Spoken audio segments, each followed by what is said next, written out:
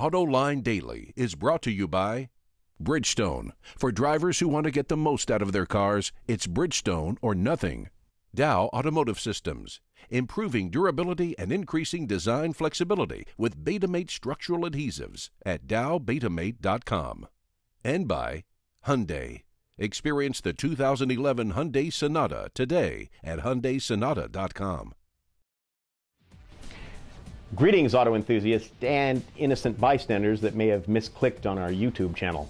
It is I, Jim Hall, industry forecaster and founder of 2953 Analytics, a well-known source of abundant, life-giving analysis. Welcome to Autoline Daily for the 8th of June, 2011. A very auspicious day indeed. 'Tis the anniversary of my birth, a mere 39 years ago. Well, okay, 39 years ago and a number of days. A rather large number of days, but I digress. Here's all the news that's fit to print, broadcast over the cyberweb. Let's get started, shall we? Chrysler is making some important management changes, and the big news out of all of this involves Ralph Gilles. He's just been appointed president and CEO of the company's street racing technology brand, Auburn Hill's in-house purveyor of ridiculously fast and entertaining cars, better known to you and me as the SRT Group. He'll continue to be in charge of all interior and exterior design activities for Dodge, Ram, Chrysler, and Jeep. He used to be president and CEO of the Dodge brand. But what does this all mean, Basil? Well, I think this move is really going to allow Gilles to focus on making sure the company's designs are bulletproof. Heading a design operation is really two jobs. It's creating and selling. Selling your designs internally to management. Among the other changes at Chrysler, Fred Diaz has been appointed president and CEO of Chrysler de Mexico. This position also includes responsibility for Latin America. He will continue as president and CEO of Ram Truck. Got an extra car sitting in the driveway and don't know what to do with it? Well, according to a story published by the Wall Street Journal, now's the time to sell that low-mileage model. Used car values are going through the roof.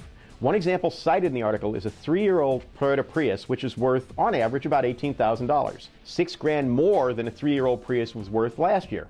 Why the rise in values? Well, a couple of reasons. First of all, production disruptions in Japan are causing shortages of popular new models. And second, the industry problems and subsequent sales collapse in 2008 and 2009 means there are fewer late model used cars available today. And let's not forget, new cars are so expensive, there are a lot of buyers that just can't afford driving them, so more and more people are going the pre-owned route. In related news, Wars reports that used car sales in Spain are exploding. They're projected to grow 7 to 8% this year to about 1.7 million units. That could push the used car to new car ratio to 2.1 to 1. So far, the new car deliveries are down nearly 26% compared to the same period last year. Ford announced yesterday their goal of increasing sales by 50% by the year 2015 to about 8 million units worldwide. The focus of this growth, focus, kill me, will be in African and Asian markets, with nearly a third of all sales coming from Asia Pacific by 2020 in the Ford forecast. In addition to selling more cars, Ford also stated its goal of growing operating profit margins from the current 6.1% to 8 or 9% by 2015.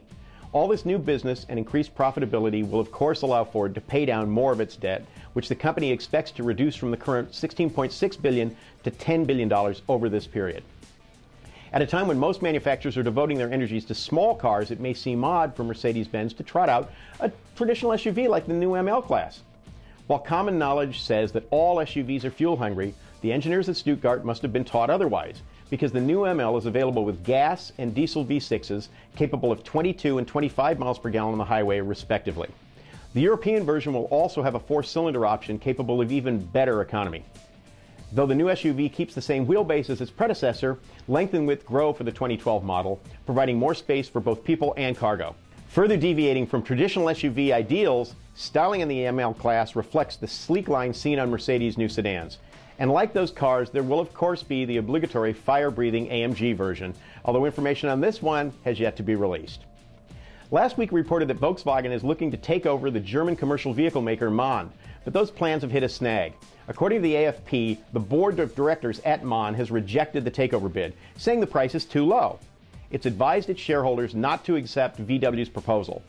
VW is offering investors €95 per share, which is about $137 for their stock in MAN. It currently owns a 30% stake in MAN. If the takeover goes through, Volkswagen plans to combine it with Scania and its other commercial and large vehicle operations.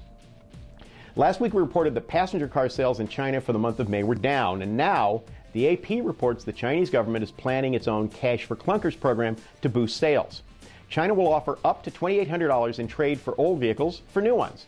The program covers passenger vehicles 6 to 15 years old, as well as old city buses and heavy-duty trucks. Okay, stick around after the break. We'll get to John's next pick in the race to replace Mulally.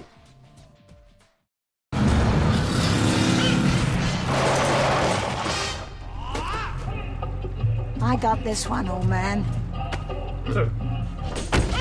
For drivers who want to get the most out of their cars, it's Bridgestone or nothing. As you all know, Bill Ford said that who's ever going to replace CEO Mulally is going to come from within the company. So every day this week, I'm presenting the candidates who I think are most likely in the running.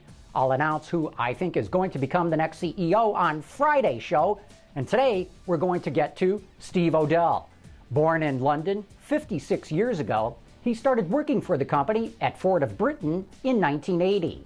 He worked his way up the sales and marketing organization, being appointed VP of Sales and Marketing of Jaguar North America in 1997. In the year 2000, he switched over to Mazda North America, again in sales and marketing, and was there when Mazda created its Zoom Zoom campaign. Odell became COO of Mazda North America and then rocketed up the organization, becoming president of Mazda Europe in 2002 and became the head of all sales and marketing for Mazda in Japan in 2003. In 2005, he became the head of sales and marketing for Ford of Europe. In 2008, he became the CEO of Volvo, and last year he was named as a group vice president of the company, as well as chairman and CEO of Ford of Europe. Odell clearly has a chance at becoming CEO of Ford, though as a group vice president, he is not as highly ranked as the executive vice presidents, such as Louis Booth, Mark Fields, and John Fleming. Thanks for that, John. Remember, he'll present another pick tomorrow in the race to replace Mulally. Plus, on Friday, John's going to announce who he thinks will take control of Ford once Big Al retires. You don't want to miss this horse race.